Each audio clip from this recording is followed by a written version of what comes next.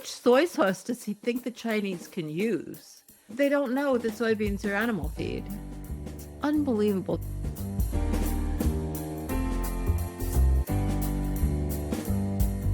Welcome to Rising Anxieties. I'm not doing the song anymore. If you're not a regular watcher, you don't know what I'm talking about, and you never will. I'm not doing the song anymore. I've taken a stand. All right, this is the podcast, and I don't even know whether it's the right title anymore because it sounds like it's a therapy podcast.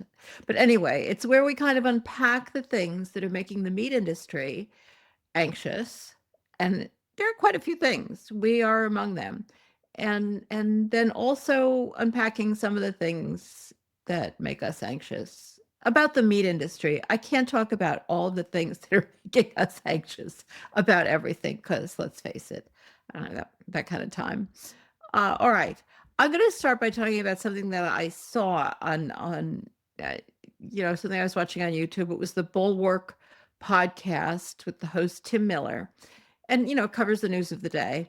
And he was talking about this insane situation with the fact that our tariffs, you've heard about the tariffs, have caused China, who's mad at us, to forego American agricultural products, which they were pretty big buyers of. And this particularly focused on soybeans. And they were a huge buyer of our soybeans, and now they're going to buy them from Brazil instead.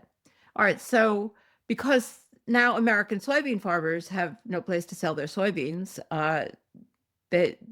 the idea is in the administration that we should take the money that we get from the tariffs and give it to the farmers. So American consumers are paying more for goods because of the tariffs, and then that money goes to soybean farmers who are losing money because of the tariffs. He points out that this is probably the most insane policy that's ever been invented, and I agree with that, but that's not what I'm here to report on. So at some point, he's talking about the Chinese need for a lot of soybeans and how they have to find another seller. And as I mentioned, he mentions that they are turning to Brazil for their soybeans so they can, and this is what he says, so they can make soy sauce or whatever else they do with soy. That's a paraphrase, but that's literally like the gist of what he said. Oh, the unbelievable naivete about agriculture. They don't know that soybeans, the vast, vast majority, he thinks, how much soy sauce does he think the Chinese can use? They don't know that soybeans are animal feed. It's unbelievable. The vast majority of soybeans are animal feed. He also doesn't mention that increasing Chinese reliance on Brazil for soy is probably a bad idea since, Brazil grows more and more soy because it rips down more and more of the Amazon. Which is, a pretty bad idea since it's, among the things that are destroying the planet. But yeah, I won't go into all of that. All right, so that made me anxious, but it made them anxious too, I guess. But it brought me to this other article. This is in The Guardian. This makes me nuts. It truly makes me nuts. It's this big, long article, How the World's Taste for Soya is Eating Brazil's Amazon. I don't think they even address in this case the problem with the Chinese turning to Brazil instead of America.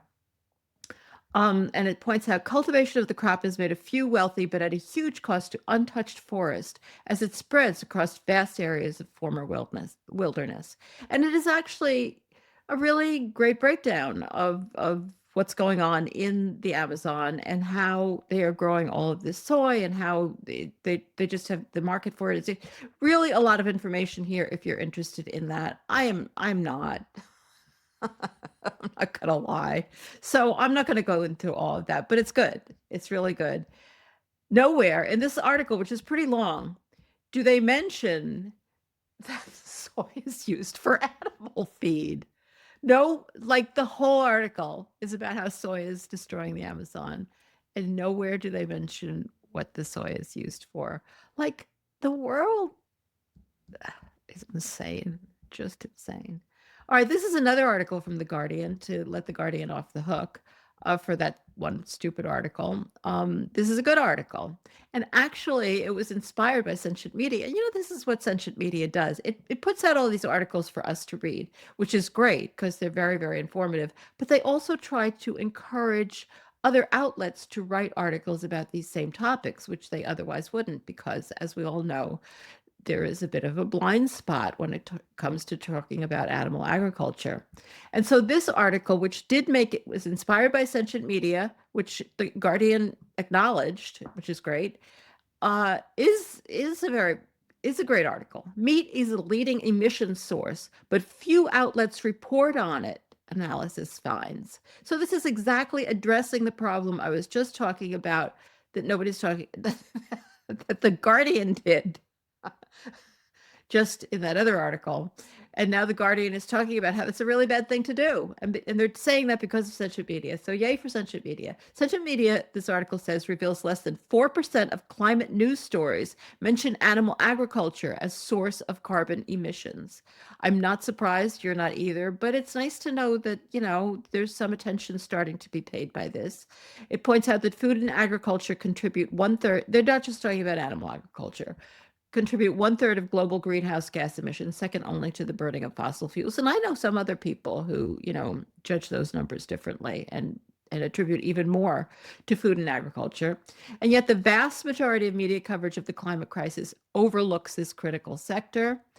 About a quarter of climate articles in 11 major U.S. outlets, including the Guardian and a bunch of other ones, Boston Globe, Chicago Tribune, CNN, Los Angeles Times, New York Post, New York Times, Reuters, Star Tribune, Wall Street Journal, and Washington Post. So that's, a pretty wide range of major news outlets. Only about a quarter of the climate articles in all of those outlets mention food and agriculture as a cause of climate change. And of the 940 articles analyzed, only 36 out of 940 mention animal agriculture or meat production, by far the largest source of food-related emissions. So they're not just talking about the fact that people are ignoring food.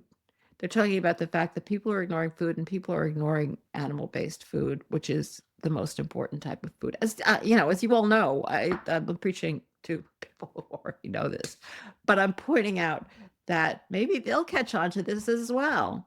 Another statistic here, 74% of U.S. respondents believe eating less meat has little to no effect on the climate crisis. Well, of course they do. How would they know if nobody's reporting on it? Oh. All right, so there's a quote from this guy, Danush Dinesh. That's a cool name. The founder of the food systems-focused think tank Climb Eat said climate organizations sometimes shy away from the topic due to food's fraught cultural status, which may have helped to keep it from the media spotlight. Really, is that does that make any sense at all? This is a big deal. This is causing climate crisis, but it's got a cultural status, so we should ignore it and all die? I mean, is that the point here? If it has cultural status, then you address it. I don't think that's really I think the main thing that's going on is the pushback. And also the other topic that they don't address, which is of course extremely related, is land use.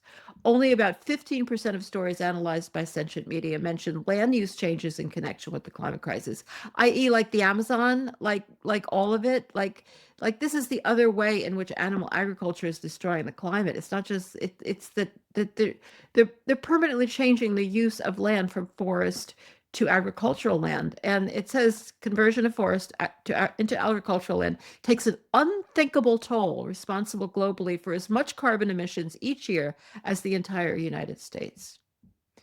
And they're just ignoring it. I know you know that, but it really is insane.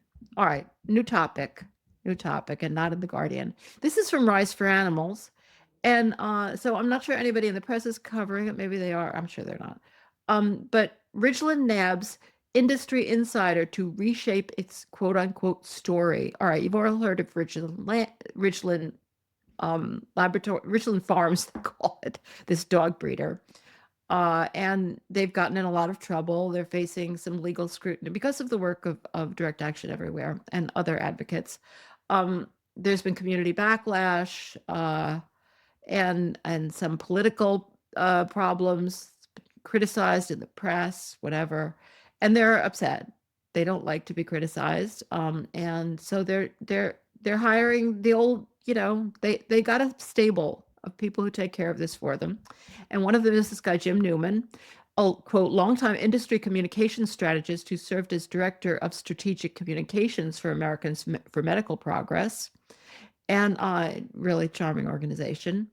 And he was paid six figures by AMP in 2021, and he recently began identifying himself as representative for Ridgeland Farms. So, as this article points out, he's one of the industry's most seasoned spin doctors, and they know what they're doing. They know how to do this. They've done it a million times. They're working because people. Well, the situation is not as bad as in the meat industry, but people hear what they want to hear. And when you're telling people what they want to hear, it's a lot easier to get through. So he's not addressing this ongoing animal cruelty investigation, which is ongoing and which is, really the result of hard work by animal activists, or the 311 regulatory violations documented by state inspectors. He's not talking about those things. He does point to some USDA inspection reports, but doesn't mention that they failed to document the exact same violations that the state inspectors found. So maybe they're not a reliable source. He's just kind of, as this article points out, recycling one of the industry's most familiar refrains that animal research is responsible for modern medical breakthroughs, which is not true, as we all know, and doesn't have anything to do with this. Because they're not talking about research, they're talking about housing conditions, basic animal care, and horrific stuff. But guys are good at what they do. Maybe their moment has passed. One of the things I keep saying about these fraught political times we're living through is that I think it does create an atmosphere in which people pay more attention, not just to the federal government or what's going on there, but to things in general, and are more suspicious and are more open to change. I think it's the moment to grab. All right, let's see, what's this article about? Oh, this is from Inside Climate News, and it's talking about Climate Week NYC, which just concluded, and which was a huge big deal with loads and loads of presentations. And this is specifically talking about regenerative agriculture. And I always say when I talk about regenerative agriculture that I don't really understand what it means. And it seems to mean different things depending on who's talking about it. And it turns out that I'm exactly right, as always. Well, maybe not always. And nobody knows what it means because it's just an obfuscatory term that everybody uses to suit their own preferences.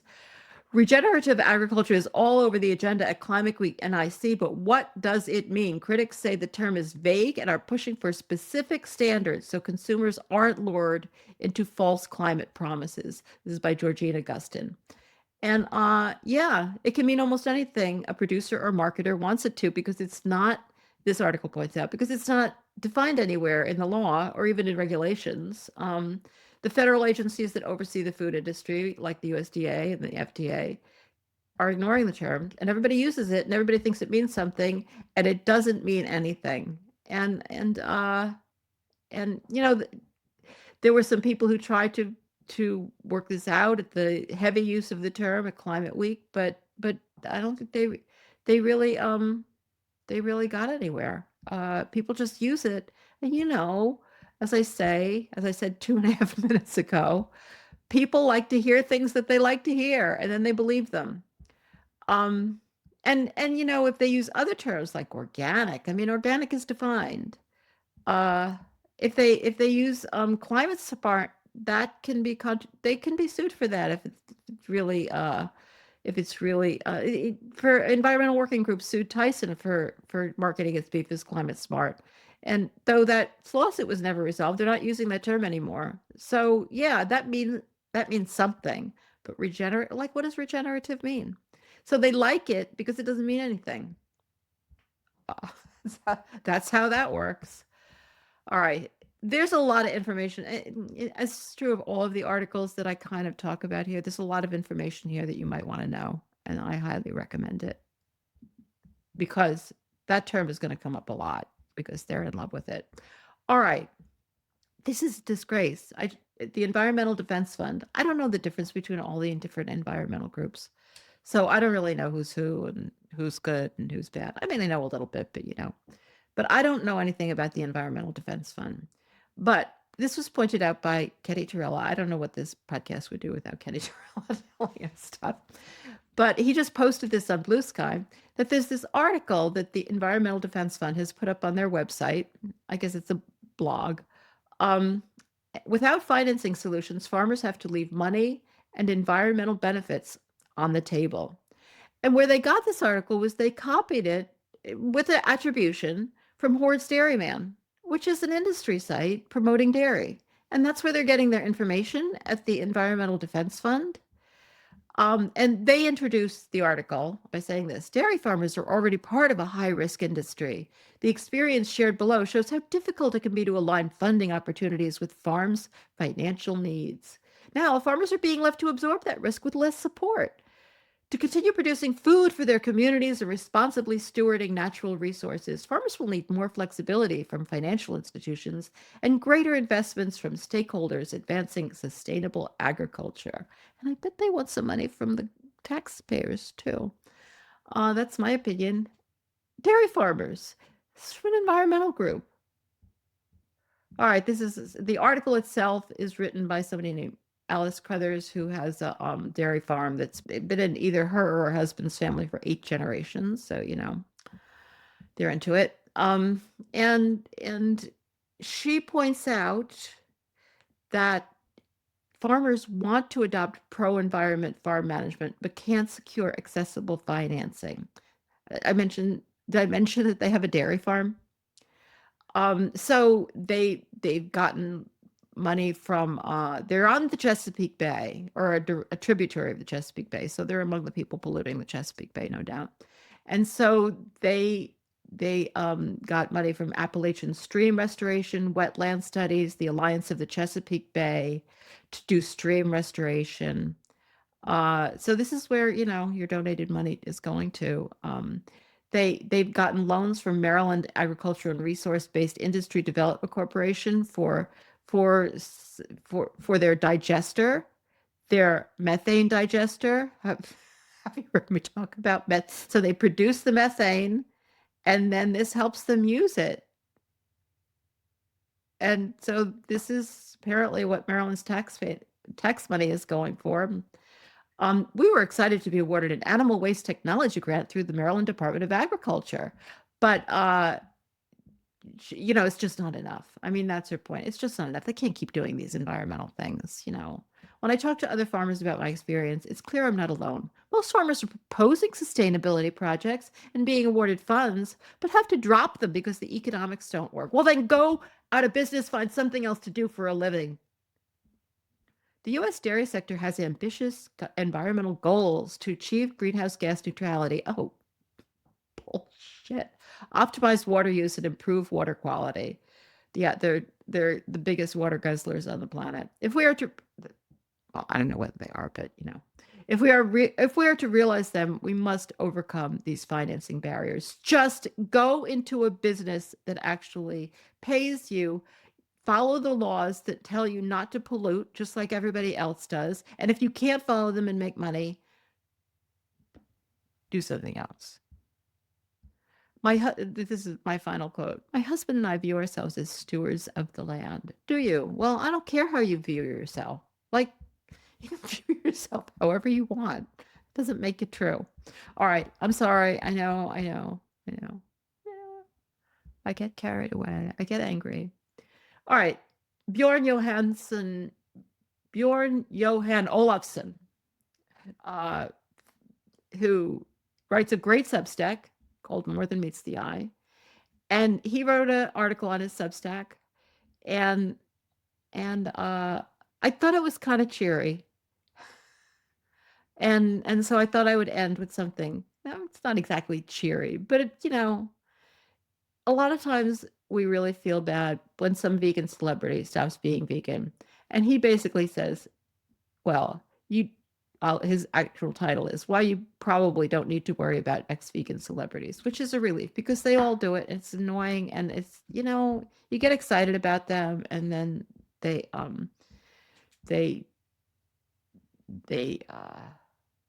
just fall off the track.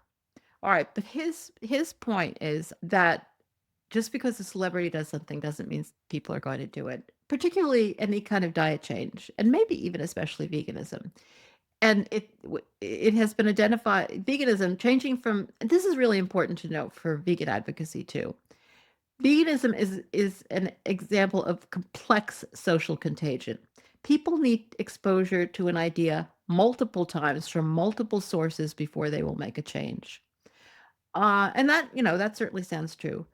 But even more important, influencers and celebrities spread ideas via weak ties as opposed to strong ties. And you hold with your loved one, the strong ties that you hold with your loved ones and inner circle. And this is from Damon Santola's book Change. Probably some advocacy advice that you have heard before, but I really like it in this particular context. And he's talking about a 2024 experiment on influencers' effects on cultivated meat. And this does show that influencers can have some effect, but it's actually smaller influencers, it's not big celebrities, found that micro influencers, fewer than 100,000 followers, were more effective than mega influencers over 1 million followers in getting people to think about trying slaughter-free meat. I just think that's really interesting. I think people feel more intimately connected, perhaps, with people they follow who aren't big celebrities, who aren't just like, somebody out there that everybody knows about. But you do feel, if there's somebody you follow who's got a small following, I think you feel kind of close to them, though not nearly as important as the work that every single vegan advocate is doing out there in the world, talking to family, friends, acquaintances, whatever, school boards, whatever. Like, people you have an actual connection with is the most likely thing to turn people vegan, or at least have an effect on them. He does point out too that the type of celebrity, not just their following, matters if we are going to rely on celebrities at all. And this was from a Chinese study, but I think it makes sense for any culture. That they were more likely to say they wanted to eat plant-based foods if they saw an endorsement from an expert celebrity, like a scientist or a researcher, compared to an athlete or an actor. Like, we like to follow athletes and actors, but do we really trust them to know what to do? So I think this is very reassuring. And this isn't a complete study. There's no question that it is good to have celebrities on our side, because even those weak ties can have some influence. But it is reassuring that the work that we do is the most important. And every time when celebrities do fall off the vegan truck, people don't take it that seriously. That's not why they're going to change their life. So that is, I think, counts as good news. I hope counts as good news. And that's it for this week's Rising Anxieties. Thank you so much for joining me.